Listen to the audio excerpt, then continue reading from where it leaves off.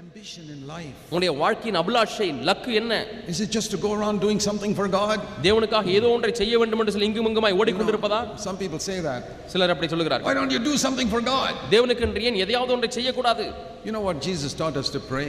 இயேசு நமக்கு எப்படி ஜெபிக்க கற்றுக் கொடுத்தார் தெரியுமா? Thy will be done on earth as it is done in heaven. பரத்திலே உம்முடைய சித்தம் செய்யப்படுகிறது போல பூமியிலேயும் உம்முடைய சித்தம் செய்யப்படுவதாக. The angels don't tell each other, come on, do something for God. தூதர்கள் ஒருவரையொருவர் பார்த்து தேவனுக்காக எதையாவது செய் என்று சொல்கிறார்களா? இல்லை. You know what the angels in heaven do? பரலோகத்திலே தூதர்கள் என்ன செய்து கொண்டிருக்கிறார்கள்? Why do we need to know that?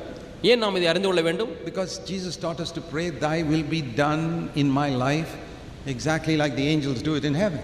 எப்படி பரலோகத்திலே தூதர்கள் நம்முடைய சித்தத்தை செய்கிறார்களோ அதே போல என்னுடைய வாழ்க்கையில நம்முடைய சித்தம் செய்யப்படுவதாக என்று ஜெபிக்க இயேசு கற்றுக் கொடுத்திருக்கிறார். That's why I want to know how Gabriel does God's will in heaven. ஆகவே தான் காபிரியேல் தேவனுடைய சித்தத்தை பரலோகத்திலே எப்படி செய்கிறார் என்பதை அறிந்து கொள்ள விரும்புகிறேன். Because he taught me to pray, thy will be done in my life on earth like that.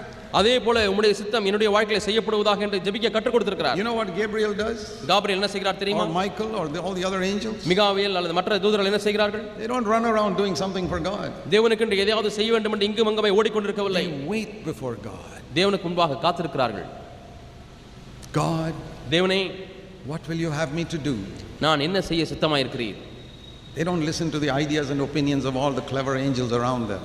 தங்களை சுற்றிலும் இருக்கக்கூடிய புத்திசாலி தூதருடைய அபிப்பிராயங்கள் எல்லாம் என்ன என்று கேட்டுக்கொண்டவர்கள் இருக்கவில்லை. Human beings and Christian workers are like that. மனுஷர்களும் பூமிக்குரிய கிறிஸ்தவ ஊழியர்களும் அப்படி இருக்கலாம். But not a man who knows God. ஆனால் தேவனை அறிந்த ஒரு மனிதன் அப்படி இருக்க He மாட்டார். waits before his தேவனுக்கு முன்பாக காத்திருக்கிறார். The angels wait and God says do this, they do that.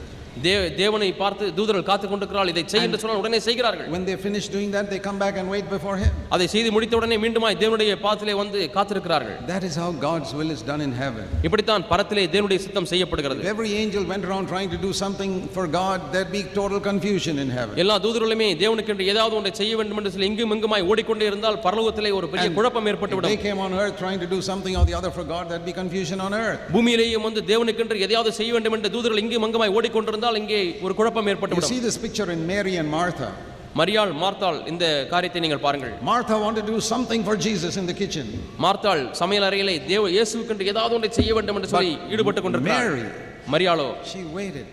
காத்திருக்கிறாள். Lord, I want to hear your word. ஆண்டவரே உம்முடைய வார்த்தையை கேட்க வேண்டும். Tell me to do something, I'll do it.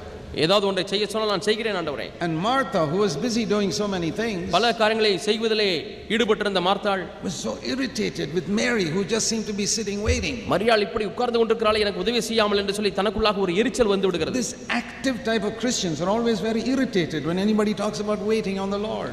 இந்த செயல்களிலே கிரியைகளிலே அதிகமாக ஈடுபட்டு இருக்கக்கூடிய கிறிஸ்தவர்கள் யாராவது தேவனை பார்த்து காத்திருக்கும் பொழுது அவர்கள் மீது எரிச்சல் அடைகிறார்கள். She comes to complain to Jesus. இயேசுவிடத்திலே புகார் சொல்லுகிறார்கள். Jesus told her in Luke 10:42. லூக்கா 10:42 இயேசு மார்த்தாளை பார்த்து சொன்னார், Martha, you're worried about so many things. நீ பல்வேறு காரியங்களை குறித்து நீ கலங்கி கொண்டிருக்கிறாய். I'm not interested in all your activity. உன்னுடைய எல்லா கிரியைகளிலுமே நான் விருப்பமாக இல்லை. There is only one thing needful for man. மனிதனுக்கு தேவையானது ஒன்றே. And Mary has chosen the good part. மரியாள் அந்த நல்ல பங்கை தேர்ந்தெடுத்தாள். Learn from her. அவளிடத்திலிருந்து கற்றுக்கொள்.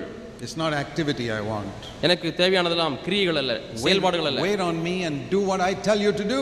என்னிடத்திலே காத்திரு, நான் என்ன செய்ய சொல்கிறேனோ அதை செய்.